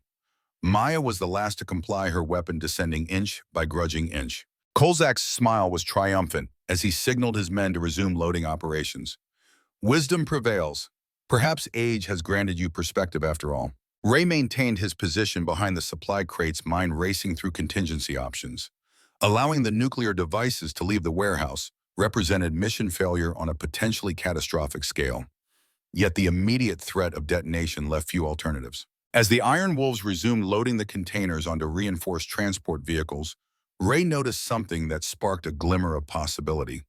The radiation shielding on the transport trucks was incomplete, with connection points visible at key junctures.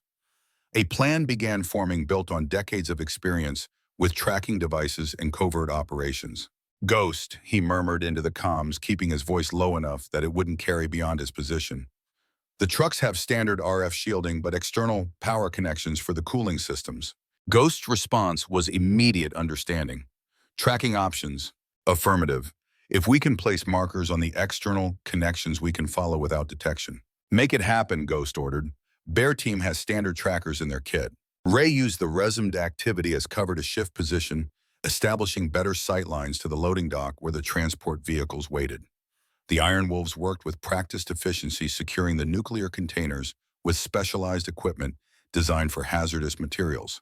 Kozak maintained his vigilant position, the detonator still prominently displayed as he supervised the loading operation.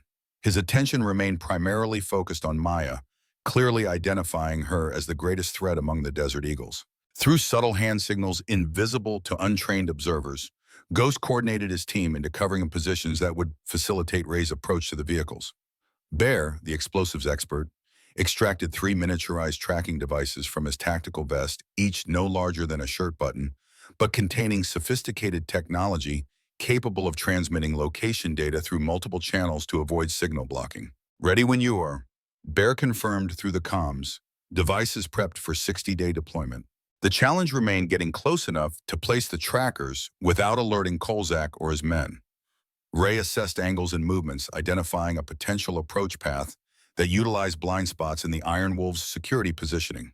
Moving in 30 seconds, he advised, receiving acknowledgments from Ghost and Bear. Ray used the distraction of a particularly heavy container being loaded to make his move, staying in the shadows of larger equipment as he worked his way toward the transport vehicles.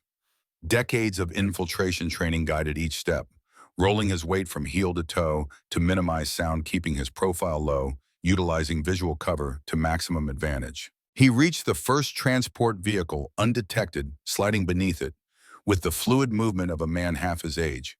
The external power connections were accessible from his position, standardized ports designed for hookup to fixed power sources during extended storage. Ray placed the first tracker within the connection housing where it would draw minimal power while remaining virtually invisible to inspection. Moving to the second vehicle required crossing 6 feet of exposed ground. Ray waited until the loading team was occupied with securing the nuclear container, then covered the distance in a combat crawl that kept him below their line of sight. The second tracker was deployed with equal precision, nestled within the cooling system's external interface, where routine maintenance would be unlikely to discover it. As Ray prepared to approach the third vehicle, catastrophe nearly struck. A drop tool clattered to the concrete floor directly beside his position, prompting an Iron Wolf to bend down to retrieve it. For a heart-stopping moment, discovery seemed inevitable as the man's gaze swept within inches of Ray's concealed form. A timely distraction from Chen, who accidentally knocked over a stack of equipment manuals across the warehouse, drew the Iron Wolf's attention away just long enough for Ray to roll beneath the third vehicle undetected. The final tracker was placed with practiced precision, completing the deployment. Now, regardless of where Kolzak transported the nuclear devices, the Desert Eagles would be able to track them. Ray began his equally cautious withdrawal, working his way back toward his original position, using the same shadow pathways that had facilitated his approach. He was halfway there when Kolzak's voice cut through the warehouse again. "Loading is complete. We're departing now." His cold gaze swept across the Desert Eagles operators. "Any attempt to follow will result in immediate detonation. We have surveillance countermeasures in place that will detect pursuit." The threat hung in the air, reinforced by his unwavering grip on the detonator. "Once we've reached safe distance, perhaps you'll receive coordinates for one of the devices," a gesture of professional courtesy. The implication was clear. The other two would be deployed without warning. 3 devices, 3 targets, just as Kolzak had indicated earlier. Ghost maintained the appearance of a commander accepting temporary defeat. "This isn't finished, Kolzak." "No," the former KGB operative agreed with chilling satisfaction. "It's only beginning." He backed toward the exit, still facing the Desert Eagles with the detonator prominently displayed. "A new world order is coming, gentlemen, one built on the foundation of genuine fear, the only true motivator of human behavior." The Iron Wolves retreated in coordinated fashion, maintaining defensive positions around the nuclear transport vehicles while covering Kolzak's withdrawal. Professional discipline was evident in their movements, suggesting many had military or paramilitary backgrounds before joining the motorcycle club. As the last vehicle departed, Ghost immediately shifted to recovery operations. "Status report all teams." Operators checked in with practiced efficiency, reporting minimal injuries, mostly abrasions and minor wounds, with one more serious gunshot injury to Bear's left arm that was already being treated by the team's medical specialist. Tracking devices active and transmitting, Bear confirmed monitoring signals through a specialized tablet. All three packages emitting clear signatures. Current heading southeast consistent with route toward Interstate 10. Well done. Ghost acknowledged his gaze, finding Ray across the warehouse. Especially you, Thunder. Risky play, but perfectly executed. Ray rejoined the team, ignoring the burning pain from his own bullet graze. Any operation you can walk away from is a successful one, he quoted, referencing an old special operations maxim. Maya approached her expression a complex mixture of professional respect and personal frustration. We had him, she said quietly, anger still evident beneath her controlled exterior. After all these years, we had Kolzak in our sights. And we'll have him again, Ghost assured her, but without a standoff involving nuclear detonators. Sometimes strategic withdrawal is the better part of valor. The Desert Eagles regrouped efficiently, securing the warehouse and gathering intelligence materials left behind in the Iron Wolves' hasty departure. 30 minutes after Kolzak's exit, they had established a mobile command center in one of the adjacent buildings, tracking the nuclear device's movement in real time. They're maintaining consistent speed on Route 87, Bear reported, monitoring the tracking signals. No indication they're aware of the trackers. Ray studied the projected route on the tactical display. They're heading toward Phoenix. Population center makes sense if psychological impact is the primary objective. Ghost nodded grimly, consistent with Kolzak's stated intentions. But he mentioned 3 targets. Phoenix could be just one of them. We need to determine the other potential targets and alert authorities, Chen suggested, having discarded his Iron Wolves cut in favor of proper tactical gear. Maya shook her head firmly. Official channels are compromised. Kolzak referenced networks. He's not working alone. His organization has spent decades infiltrating various agencies. We can't risk alerting his allies. So we're on our own, Ray concluded, the weight of responsibility settling across his shoulders like a familiar burden. 8 operators against an unknown number of hostiles with 3 nuclear devices. Wouldn't be the first impossible mission for this team, Ghost observed with grim humor. Desert Eagles were specifically reactivated because conventional responses weren't viable. Ray recognized the truth in Ghost's assessment. Their team represented a unique combination of experience, skills, and deniability. If they failed, the government could disavow all knowledge of their operation. If they succeeded, the public would never know how close they'd come to catastrophe. The tracking data shows they're maintaining highway speed, Bear noted. No indication of splitting up yet, which gives us an advantage. 1 target instead of 3. Ghost considered their options with the measured calculation of a commander who'd faced impossible odds before. We need transportation with pursuit capability and sufficient firepower to handle their security teams. He turned to Ray. You mentioned the old airfield northeast of Redemption. What's its current status? Abandoned officially, but maintained by local pilots as an emergency strip, Ray replied. Basic runway, no tower or services. I know the access codes for the perimeter gate. Ghost nodded decisively. Maya, contact our logistics support at Davis-Monthan. We need air assets capable of tracking multiple targets if the packages separate. On it, she acknowledged, moving to the secure communications equipment. Bear Shadow, prepare pursuit vehicles with appropriate armaments. We'll need mobility and firepower. As the team executed their assignments with practiced efficiency, Ray found himself appreciating the professional competence of these aging warriors. Where younger operators might rely on physical prowess, the Desert Eagles leveraged decades of experience and the wisdom that came from countless operations. Maya rejoined them after completing her communications tasks. Air support confirmed, 2 unmarked helicopters with full tactical capability departing Davis-Monthan in 20 minutes. Estimated arrival at the airfield in 45. Excellent. Ghost approved. That gives us time to prepare ground interception if needed. He turned to the tactical display. Based on current trajectory, they'll reach Phoenix metro area in approximately 90 minutes.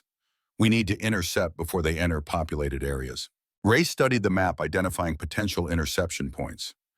There's a stretch of Route 87 that passes through national forest land. Minimal civilian presence, limited access roads that would prevent rapid reinforcement. Good location for an ambush, Ghost agreed. If we can disable the transport vehicles without compromising the nuclear containers. The planning continued with practiced precision, each operator contributing specialized knowledge to the developing operation. Chen provided insights into Iron Wolves protocols and likely security responses. Bear outlined options for disabling the transport vehicles without risking detonation of the nuclear devices.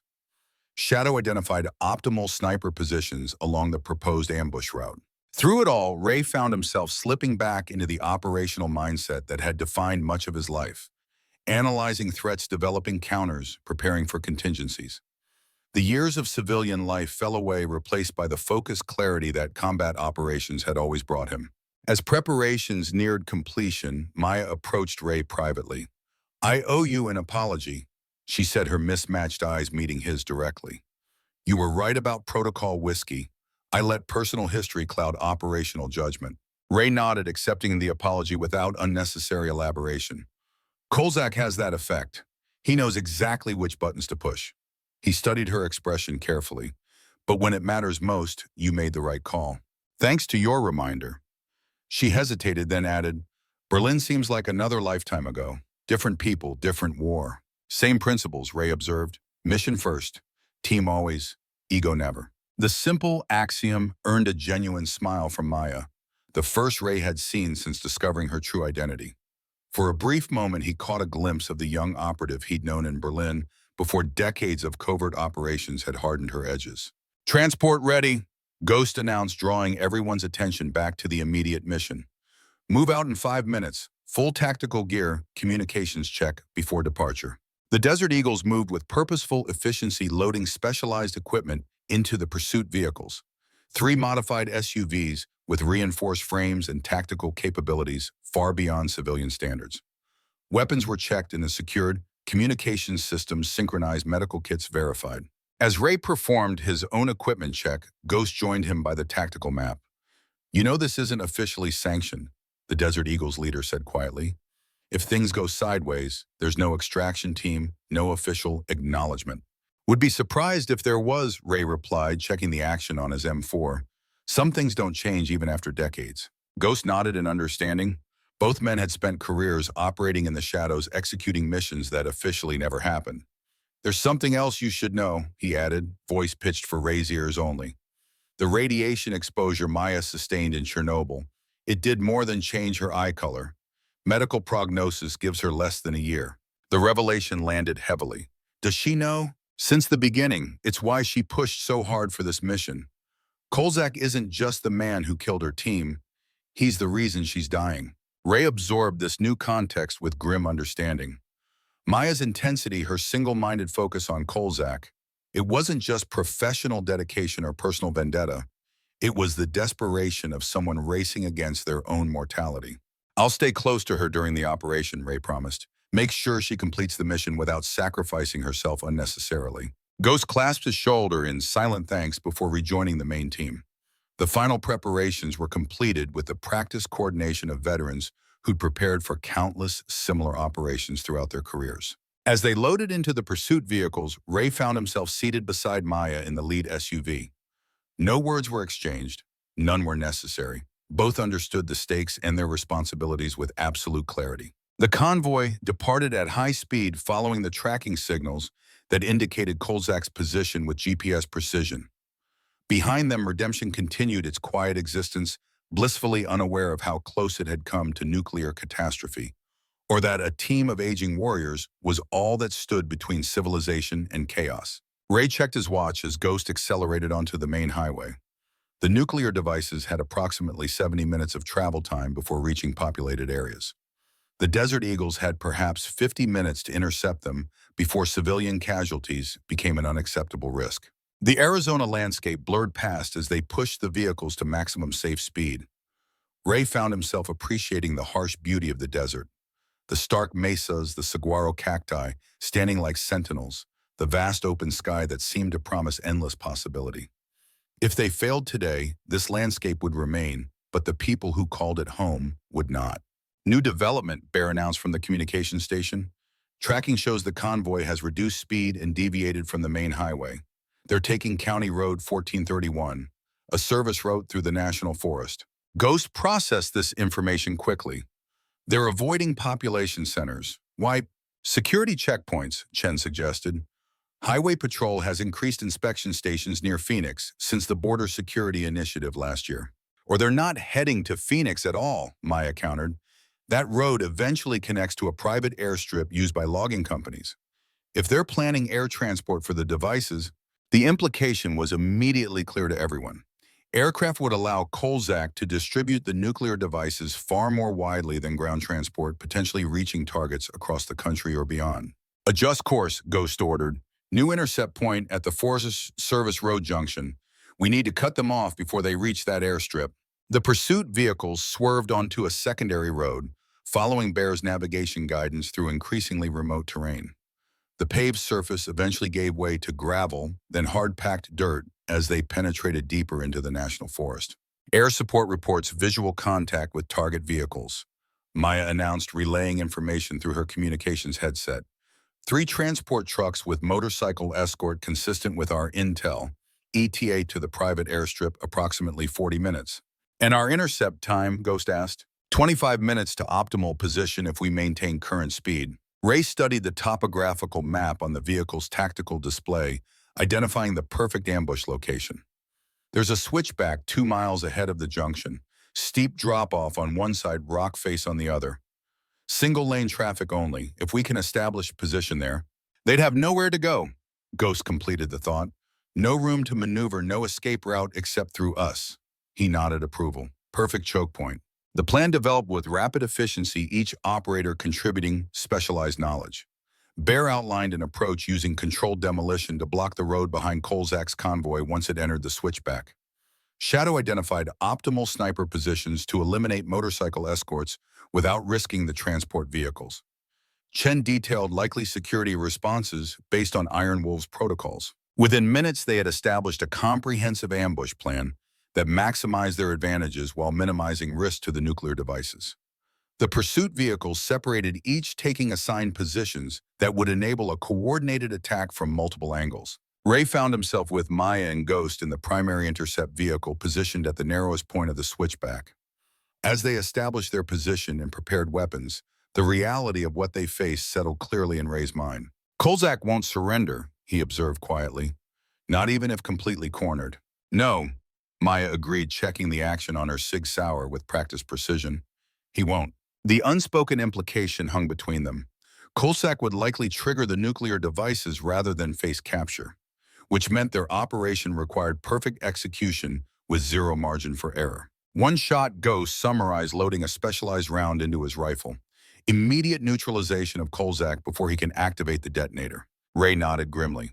The plan depended on a precision shot from extreme range, eliminating Kolzak instantly without giving him the opportunity to release the dead man's switch.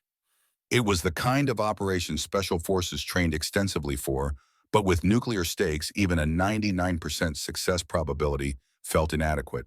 I'll take the shot, Maya stated, her tone brooking no argument. I've studied his movements, his habits. I know exactly where to place it for instant neutralization. Ghost and Ray exchanged glances, both recognizing the personal stake Maya had in this assignment, but also acknowledging she was likely the best qualified among them for this particular task. Approved, Ghost decided after a moment's consideration, but only when you have absolute confirmation of target and zero risk to the packages.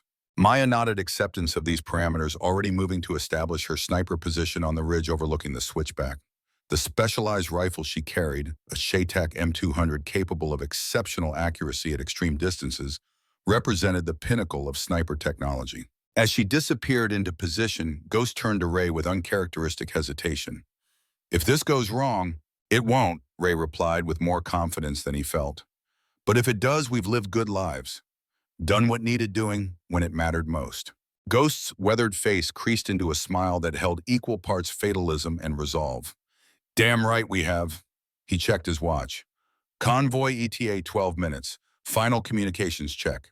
Each team member verified their position and readiness, voices calm despite the extraordinary stakes. These were men who had faced death countless times throughout their careers.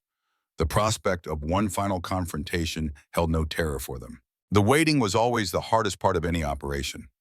Ray settled into the patient stillness he'd learned during countless missions, controlling his breathing and keeping his mind focused on immediate tasks rather than potential outcomes. Convoy spotted, came Shadow's voice through the comms. 3 transport vehicles with motorcycle escort approaching from the south. Visual confirmation of Kolzak in lead vehicle. All teams prepare to execute, Ghost ordered. On my mark. The minutes ticked down with excruciating slowness as Kolzak's convoy approached the ambush point. Through high-powered optics, Ray could see the transport trucks laboring up the incline toward the switchback, flanked by iron wolves on motorcycles providing security escort. I have visual on primary target, Maya reported, her voice carrying the focused calm of a sniper acquiring solution. Kolzak is in the passenger seat of lead vehicle, detonator visible in left hand. Hold for convoy to enter the choke point, Ghost instructed. Bear team, prepare to close the exit. The convoy continued its approach, unaware of the trap waiting ahead. As the lead vehicle navigated the sharp turn of the switchback, temporarily reducing speed to manage the difficult terrain, Ghost gave the execution order. Execute, execute, execute. The operation unfolded with choreographed precision. Bear's team triggered a controlled rock slide that blocked the road behind the convoy, eliminating their retreat option. Shadow and his snipers systematically eliminated the motorcycle escorts with synchronized shots that dropped riders without damaging their bikes, preventing out-of-control motorcycles from colliding with the transport vehicles. The convoy, screeched to a halt, caught perfectly in the prepared kill zone. Iron Wolf security personnel deployed from the vehicles with professional discipline, establishing defensive positions despite their surprise. Through it all, Ray maintained focus on the lead vehicle where Kolzak remained seated, the nuclear detonator clearly visible through the windshield. The former KGB operative's expression showed no fear, only cold calculation as he assessed the ambush. Maya status on primary target. Ghost requested tension evident despite his controlled tone. No shot, came the frustrated response. Vehicle angle blocks clean solution. Need him to exit or reposition. The standoff stretched painfully, both sides fully aware of the catastrophic consequences should Kolzak choose martyrdom over capture. Ray could see the man clearly through his optics, one thumb poised above the detonator button, ready to release pressure that would trigger the dead man's switch. He knows our options are limited, Ray observed grimly. As long as he stays in that position, we can't risk taking the shot. Ghost nodded in acknowledgement of this tactical reality. We need to force a change without triggering his response. Before they could develop a solution, Kolzak's voice came through a vehicle loudspeaker, the sound echoing across the switchback. An impressive operation, Ghost. Bringing Thunder Harrington out of retirement was an unexpected touch. His tone carried mocking appreciation. But as you can see, we reach an impasse. You cannot approach without triggering detonation. I cannot leave without being eliminated by your snipers. There's no winning scenario for you, Kolzak, Ghost responded through their own communication system. Even if you detonate, we've already alerted authorities to the other devices in your network. Ray recognized the bluff immediately. They had no confirmation of other devices beyond what Kolzak himself had claimed, but it was a calculated psychological ploy that might create uncertainty in their adversary's mind. Kolzak's laugh suggested the attempt had failed. Always the optimist, even after all these years. His voice hardened. Here are my terms. Your team withdraws completely. Helicopter extraction for me and my devices. Once we're safely away, perhaps I'll provide coordinates for one of the 3 packages. A professional courtesy. Not happening, Ghost replied flatly. You know we can't allow those devices to leave. Then it seems we have reached the point where principles collide with practicality, Kolzak observed with chilling calm. You have 3 minutes to withdraw or I release the detonator. The ultimatum hung in the air, ticking down with merciless precision. Ray studied the tactical situation with renewed urgency, searching for options they might have overlooked. The transport vehicles were perfectly positioned in the choke point with no approach vector that wouldn't be immediately visible to Kolzak. I might have a play. Maya's voice came through the private channel, pitched for Ghost and Ray only. There's a drainage culvert beneath the switchback. If I can approach from below. Ghost's response was immediate concern. Extremely high risk. He'd see you the moment you emerged. Not if you create sufficient distraction, she countered. I need 15 seconds of his complete attention elsewhere. Ray understood immediately what she was proposing, a virtually suicidal approach that would place her directly beneath Kolzak's vehicle with a vertical shot through the floorboards. The technical difficulty was extreme, the risk off the charts, but it offered the one angle Kolzak wouldn't be watching. I'll create your distraction, Ray decided before Ghost could respond, something he can't ignore. Thunder Ghost began, but Ray cut him off. It's the play that works. His tone left no room for argument. Maya gets one shot at the detonator hand directly. I'll ensure Kolzak is looking at me, not down. The seconds ticked away as Ghost weighed the proposal against rapidly diminishing alternatives. Finally, he gave a sharp nod. Approved. Maya, move into position. Thunder distraction on your call once she confirms ready. Ray immediately shed his tactical gear, retaining only his sidearm in a concealed holster. The plan forming in his mind required him to appear vulnerable, a calculated risk that played on Kolzak's psychological need for dominance. 1-minute warning, Kolzak's voice announced through the loudspeaker. I suggest you begin your withdrawal immediately. Ray moved toward the edge of cover, preparing for what might be his final operation after decades of service. The familiar calm of pre-mission focus settled over him, not the absence of fear, but its transformation into heightened awareness and absolute commitment. In position, Maya reported through the comms. Ready on your signal. Copy, Ray acknowledged, executing in 10 seconds. He stepped out from cover, hands raised to show apparent surrender, and walked with deliberate steps toward Kolzak's vehicle. Through the windshield, he could see the former KGB operative's expression shift from surprise to predatory satisfaction, exactly the reaction he'd hoped for. I'm unarmed, Ray called, continuing his approach at a measured pace. Let's talk like professionals, Kolzak. Soldier to soldier. The vehicle door opened and Kolzak emerged partially, still maintaining his grip on the detonator, but unable to resist the psychological victory of Ray's apparent surrender. There's nothing to discuss, Thunder. You've lost. Maybe, Ray acknowledged, continuing to draw Kolzak's complete attention as he closed the distance. But I've been at this game long enough to know when to accept reality.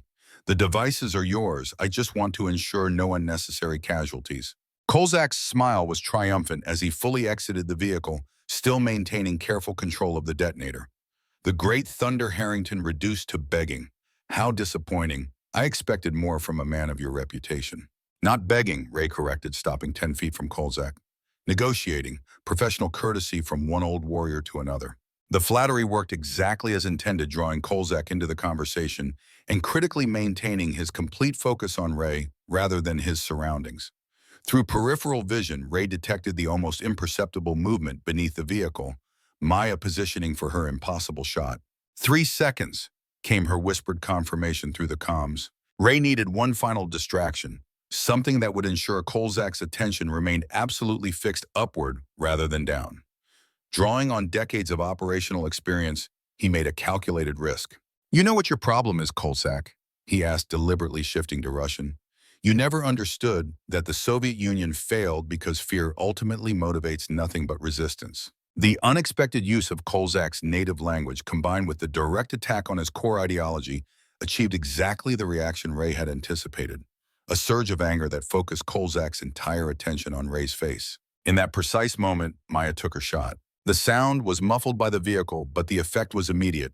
Kolzak's left hand jerked violently as the specialized round struck with surgical precision, severing tendons and bones while simultaneously delivering a chemical compound that instantaneously hardened around the detonator, freezing the dead man's switch in the active position even as Kolzak lost control of the hand holding it. The former KGB operative stared in shock at his now useless hand, the detonator still clutched in rigid fingers, but no longer under his control.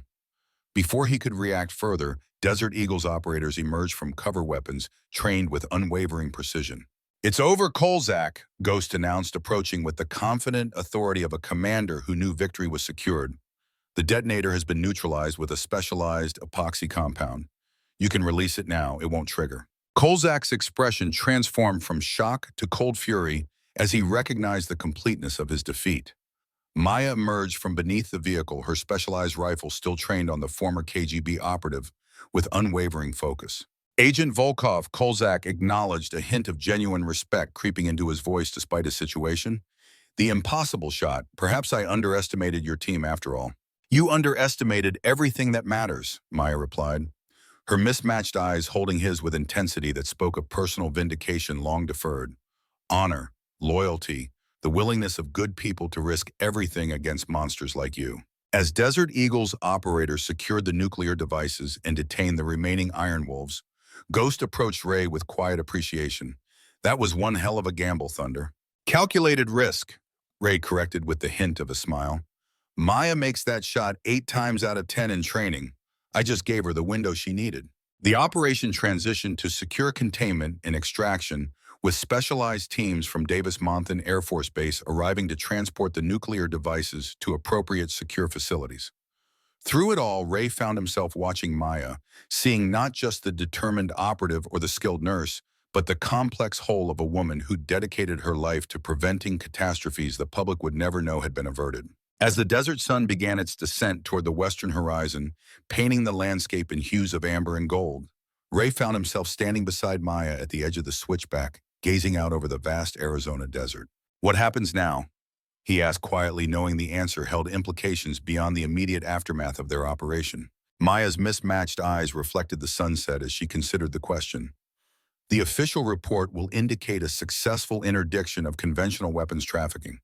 The nuclear elements will be classified beyond top secret, accessible only to those with specific clearance. And the Desert Eagles return to their cover identities. Operational status inactive until the next impossible mission requires their particular skills." She glanced at him. "Unless you'd prefer to return to pouring drinks at the Veterans Rest." Ray considered this as he watched the specialized transport helicopters lifting off with their deadly cargo secured. The quiet life he'd built in Redemption suddenly seemed less fulfilling than it had 72 hours earlier. "Seems to me the world still needs people willing to stand on the wall," he observed, "even if they're past conventional retirement age." Maya's smile contained genuine warmth for the first time since he'd discovered her true identity. "Ghost mentioned you might feel that way. There's an official Desert Eagles cut waiting for you if you want it." As the sun slipped below the horizon, casting long shadows across the desert landscape, Ray found himself making a decision that felt less like a change of direction and more like a return to purpose. "Thunder rides again," he said simply. Together they walked toward the waiting vehicles, two aging warriors who understood that some battles never truly end. They merely wait for those with the courage and experience to face them.